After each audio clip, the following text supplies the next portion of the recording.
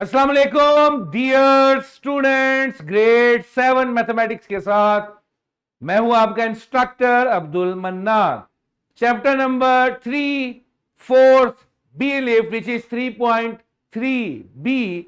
आपने इसकी bridging solve की और देखा कि अगर नंबर ऑफ एप्पल्स मैंने डबल कर दिए थे तो उधर से पैसे भी डबल हो गए। तो आज के बी लिफ्ट 3.3 बी में हमारा फोकस है डायरेक्ट प्रोपोर्शन। लास्ट लेक्चर में प्रोपोर्शन का मतलब आप सब बाहुबी समझ चुके, which was equality of two ratios. आज हमने डायरेक्ट प्रोपोर्शन को समझना है।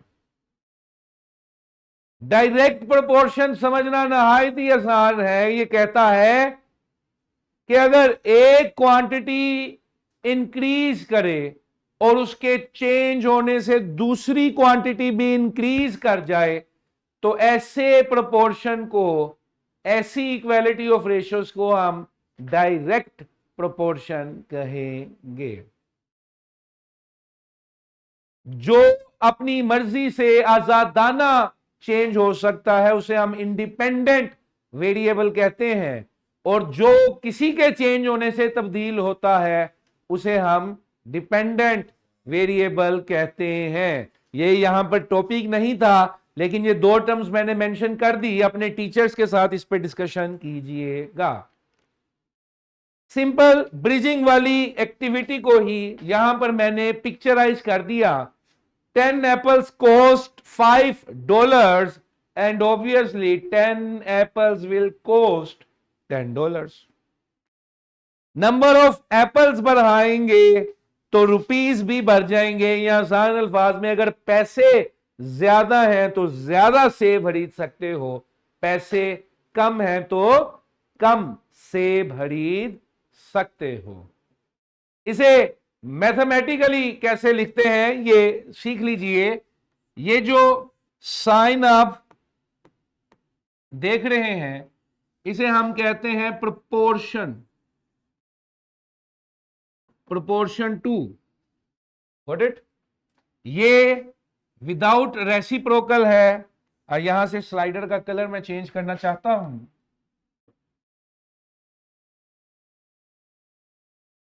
तो ये डायरेक्ट प्रोपोर्शन कंसीडर होगा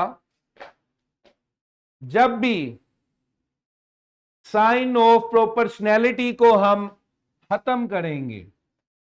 इस वाले साइन को जब भी हम खत्म करेंगे, इफ यू कैन सी, तो हमेशा क्या अप्लाई करेंगे हम? कांस्टेंट के। Got it? कैमरा रखने आप क्या अप्लाई करेंगे? कांस्टेंट के। Let me arrays this. जब भी आप इस साइन को कन्वर्ट करते हैं, खत्म करते हैं, तो ये साइन किस में चेंज हो जाएगा? कांस्टेंट के में। के फॉर कांस्टेंट, ये आपने याद रखना है।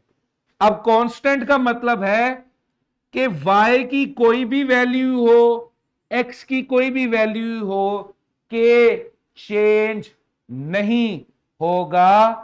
आसान अल्फाज में कि आप x बढ़ाते जा रहे हैं, y भी बढ़ता जा रहा है। कितना y बढ़ रहा है? के x टाइम्स y बढ़ रहा है। कि x से k मल्टीप्लाई होता है उतना y इंक्रीज करता है, लेकिन k खुद चेंज नहीं होता। ये थोड़ा सा पॉइंट आपने जहन में रखना है जो इसकी टेक्निकलिटी है। Got it student? तो जब भी साइन को एलिमिनेट करेंगे क्या आएगा? के फॉर कांस्टेंट। Very good. और कांस्टेंट का मतलब क्या है? कि एक्स और वाई की कोई भी वैल्यू हो तो ये चेंज नहीं होगा। Got it? Let's solve a example. Let's move to the example directly.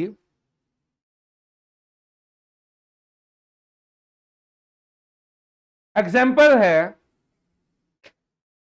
A factory produces 50 toys in 2 hours. एक खिलौने बनाने वाली फैक्ट्री है जिसकी प्रोडक्शन रेट, डिस्कशन कीजिएगा बाद में, इसका प्रोडक्शन रेट है कि ये 50 खिलौने बनाती है 2 घंटे में।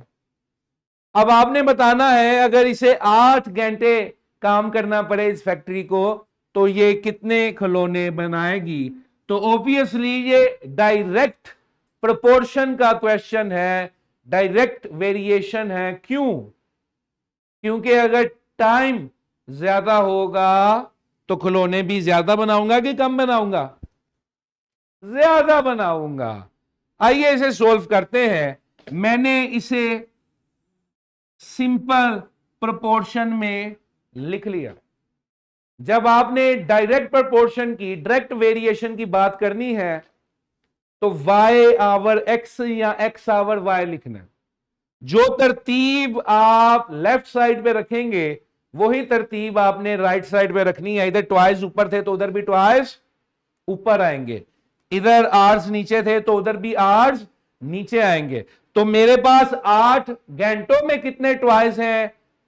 x, मैंने उसे x कह दिया, वो मैंने फाइंड करना है। तो सिंपल मैंने क्रॉस मल्टीप्लीकेशन की और मेरे पास आंसर आ गया 200 ट्वाइस।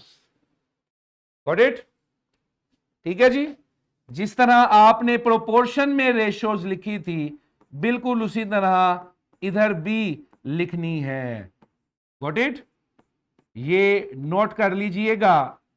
जो पहले ट्वाइस का डाटा आया था, जो पहले आर्स का डाटा आया था, जो बाद में डाटा मुझे गिवन था उसको y2 x2 कह दिया और जो पहले डाटा गिवन था उसको x1 y1 कह दिया। और इनकी रेशियो हमेशा क्या होनी चाहिए? इक्वल होनी चाहिए। अब ऊपर आर्स लिखे नीचे ट्वाइस लिखे कोई फर्क नहीं पड़ता। तो जैसा यहां पे करोगे फिर वैसा वहां भी करना पड़ेगा। मजीद प्रैक्टिस के लिए इस फॉर्मेटिव चेक को सॉल्व कीजिए और वर्कबुक पे भी जरूर प्रैक्टिस कीजिए। इसी के साथ इजाजत दीजिए। बहुत शुक्रिया।